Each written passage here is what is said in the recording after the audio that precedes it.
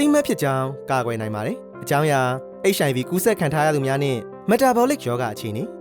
မင်္ဂလာပါတိမတ်ဖြစ်ကြောင်းကာကွယ်နိုင်ပါတယ်အစီအစဉ်တစ်ခုအနေနဲ့ဒီတစ်ခေါက်မှာ metabolic ရောဂါအခြေအနေအကြောင်းကိုပြောပြခြင်းပါတယ်အခြေအနေဤကဲ့သို့ရေရှည်ရောဂါများစွာဖြစ်စေပြီး HIV ကူးစက်ခံထားရသူများအတွက်ကုသရခက်ခဲလာစေတတ်ပါသည်ဒါကြောင့် HIV ကူးစက်ခံထားရသူများအနေနဲ့ဤအခြေအနေမျိုးကိုမဖြစ်အောင်သတိထားရန်အရေးကြီးနေပါသည်ဤအခြေအနေကိုပုံမနားလည်ဖို့အတွက်အတူတူရှင်းလင်းလေ့လာကြပါစို့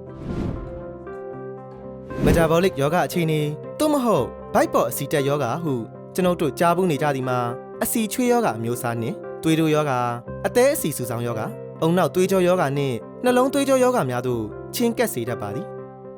ယောဂဆိုင်ရာအချက်လက်များကိုပုံမှန်လူများနှင့် HIV ကူးစက်ခံထားရသူများကိုနှိုင်းယှဉ်ကြည့်လိုက်ပါက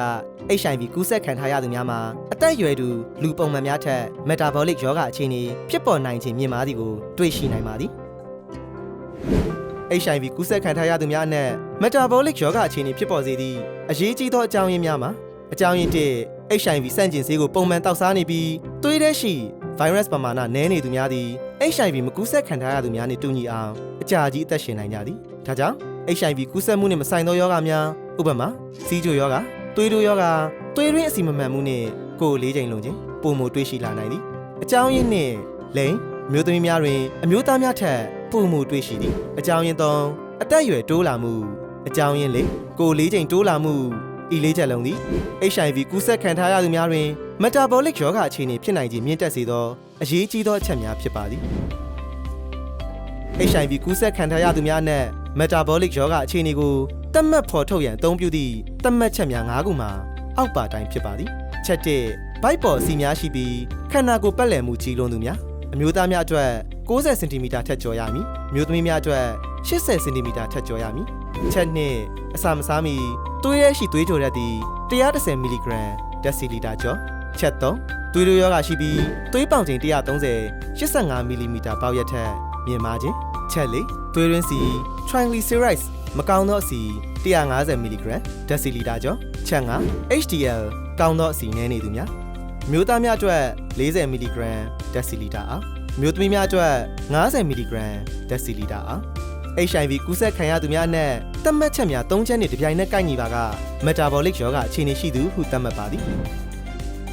HIV ကူးစက်ခံထားရသူများအနက် metabolic ရောဂါအခြေအနေကိုကိုင်တွယ်ရန်လမ်းညွှန်ချက်များမှာအစားအစာပုံစံကိုပြောင်းလဲရန်အကြံပြုပါသည်အစာအုပ်စု၅မျိုးအပြည့်စုံစားရန်အထူးအားပြုကြောင်းအထူးသဖြင့်အယိုးများသောအသားအသီးရွက်နှင့်အပင်မျိုးစေ့များကိုအားဖြည့်စားရန်အကြံပြုပါသည်စားများသည့်အစားအစာချိုလွန်သောအစားအစာအဆီများသောအစားအစာများကိုရှောင်ရှားပါပုံမှန်အားကစားလုပ်ရန်စင်ဆက်မပြတ်အချင်းချင်းမှာစလိတ်တောက်ခြင်းကိုရှောင်ရှားပြီးအရက်တောက်မှုကိုလျှော့ချပါကိုယ်လေးချိန်ထိန်းချုပ်ထားရန်အရေးကြီးပါသည်အထူးသဖြင့်ကိုအလွန်ဝနေတဲ့ဗိုက်ပေါ်အဆီများနေတယ်လို့သတိထားမိရင်ခန္ဓာကိုယ်ပတ်လည်မှုကိုလျှော့ချရန်လိုအပ်ပါသည် HIV ကူးစက်ခံထားရသူများအနက် metabolic ရောဂါအခြေအနေတွင်မပါဝင်သူများအတွက်လည်းစိတ်ပျောက်ပြက်ဖြစ်မနေသင့်ပါအကယ်၍အန္တရာယ်ရှိသောအခြေအနေများရှိနေပါကကိုယ်ခံအားကိုပုံမှန်စောင့်ရှောက်သင့်သည်သွေးစစ်ပြီးသွေးကြိုဓာတ်သွေးရင်းအဆီနှင့်သွေးပေါင်ချိန်ကိုအနည်းဆုံးတစ်နေ့တစ်ချိန်စစ်ဆေးပါဆီးချိုရောဂါသို့မဟုတ်သွေးတိုးရောဂါတွေ့ရှိသူများအတွက်ဆရာဝန်၏အကြံပြုချက်အတိုင်းကုသမှုကိုလိုက်နာပါထို့ပြင်အသည်းအဆီစုဆောင်းမှုရှိပြီးအသည်းအန်ဇိုင်းအဆင်မမှန်ဟုတွေ့ရှိတော့လဲအသည်းရောင်တော်ဝါဗိုင်းရပ်စ်နှင့်အရက်တောက်ခြင်းကြောင့်ဖြစ်ပေါ်ပါကမူလကိုယ်လေးချိန်10%လျှော့ချနိုင်ပါကအသည်းရောင်ခြင်းကိုလျှော့ချပေးနိုင်သည်